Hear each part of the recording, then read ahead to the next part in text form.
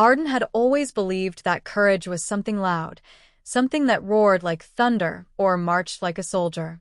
But after losing his father during a great storm last winter, courage felt quiet, like a small ember barely alive inside his chest. Every night, he sat on the wooden steps of his home, clutching the old lantern his father left behind. Its flame had dimmed over the years, flickering weakly as if it, too, mourned. One night, as the village slept under the silver glow of the moon, the lantern shimmered, brighter than it had ever been. Arden blinked. The flame twisted into the shape of a small glowing feather, and a soft whisper brushed his ear. "If you seek bravery, follow the path where fears are born." With trembling hands, Arden rose. Something inside him, something he thought had died, stirred again. The lantern pulsed gently, waiting. And so, with hesitant steps, Arden walked toward the dark edge of the Whispering Forest. The Whispering Forest lived up to its name. Every rustle felt like a voice calling out, every shadow like a memory trying to grab his ankle. Arden held the lantern close.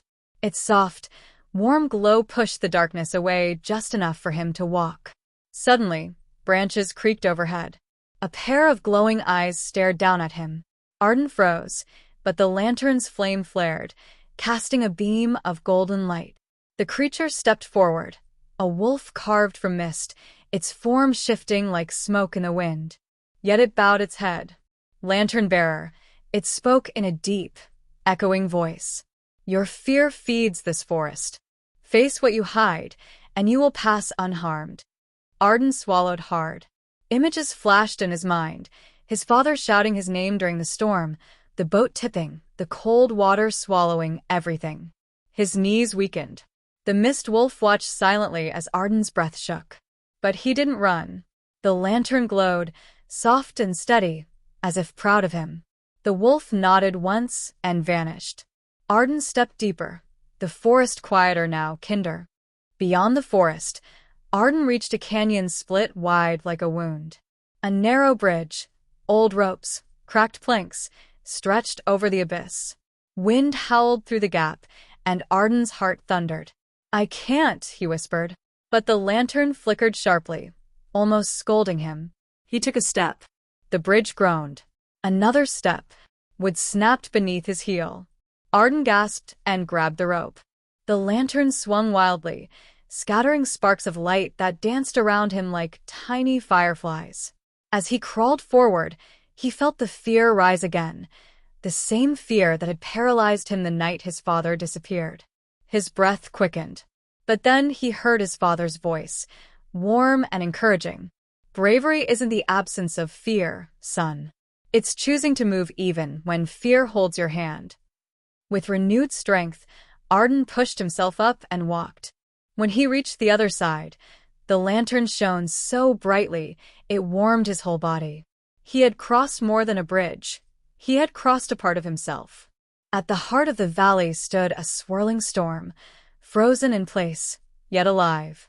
Lightning crackled silently, wind spiraled without sound, and rain hovered mid-fall like glass threads in the air. Arden's lantern dimmed, as if drained. "This is my fear," he whispered. "The storm that took his father." He stepped forward. The air grew colder, slicing against his skin. His legs trembled, but he held the lantern high. Its flame flickered weakly, then fiercely, then weak again, mirroring his heartbeat. As he reached the center, the storm roared to life. Echoes of that night surrounded him, waves crashing, his father's voice shouting, the crack of lightning. Arden fell to his knees. "I wasn't brave enough," he cried. "I couldn't save him." The lantern's flame swelled, wrapping him in warm light. "Bravery isn't changing the past," a familiar voice whispered from within the light. "It's learning to live with it and move forward." Arden closed his eyes and let the storm wash over him. When he opened them again, the clouds had cleared. The sky was calm. He had faced the pain he had run from for so long. As the sun rose, Arden found himself standing on a hill overlooking the village. The lantern glowed gently in his hands, not with fire, but with something deeper. It felt alive, warm, steady. He understood now. The lantern had never been magical. The bravery had always been his. He walked back home, shoulders no longer weighed down by guilt. When the villagers asked where he had been, Arden simply smiled. "Finding my courage," he said. That night, he placed the lantern on his windowsill. It no longer needed to guide him. The light inside him was enough. And for the first time in a long time, Arden felt free.